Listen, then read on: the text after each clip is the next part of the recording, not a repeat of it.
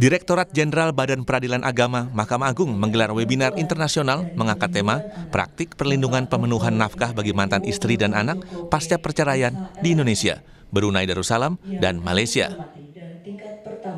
Webinar ini diselenggarakan berkat kerjasama Mahkamah Agung, Mahkamah Syariah Brunei Darussalam, dan Jabatan Kehakiman Syariah Malaysia, serta didukung oleh Bappenas, Kementerian Pemberdayaan Perempuan dan Perlindungan Anak, serta Yayasan PK. Acara dibuka secara daring oleh Ketua Mahkamah Agung Republik Indonesia Sunarto.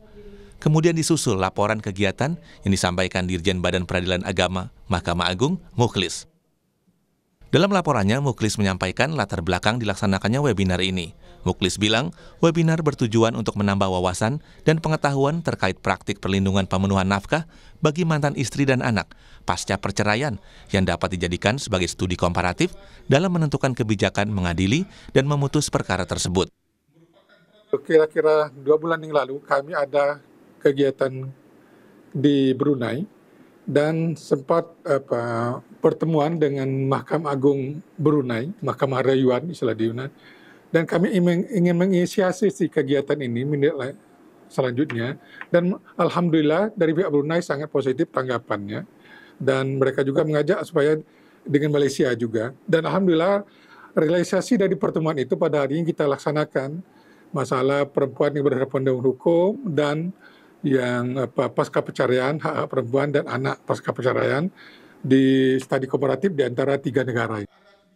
Dalam kesempatan yang sama, Direktur Pembinaan Tenaga Teknis Peradilan Agama Chandra Boyseroza berharap webinar ini dapat diimplementasikan di Indonesia sebagai bahan pengambilan kebijakan di mana nantinya para kaum rentan bisa mendapatkan keadilan dan menerima seluruh haknya tanpa perlu proses tahapan eksekusi.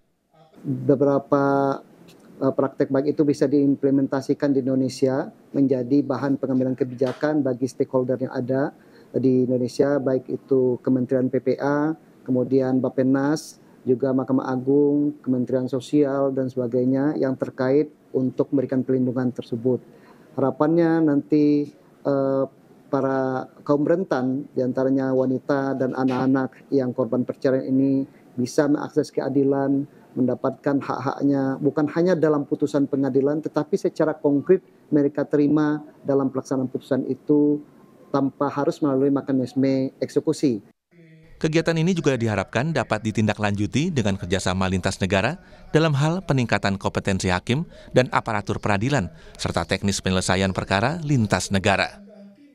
Kegiatan webinar menghadirkan narasumber antara lain Ketua Muda Mahkamah Agung Yasardin, Pemangku Ketua Pendaftar Mahkamah Rayuan Syariah Brunei Darussalam, Tuan Pangeran Muhammadin bin Pangeran Haji Ali Akbar, serta perwakilan Jabatan Kehakiman Syariah Malaysia, Dato' Muhammad Amran bin Mat Zain. Perlu diketahui, di Indonesia khususnya praktik perlindungan pemenuhan nafkah bagi mantan istri dan anak pasca perceraian sudah terlaksana sekitar 80% di sejumlah pengadilan di Bengkulu, Bontang, dan Surabaya.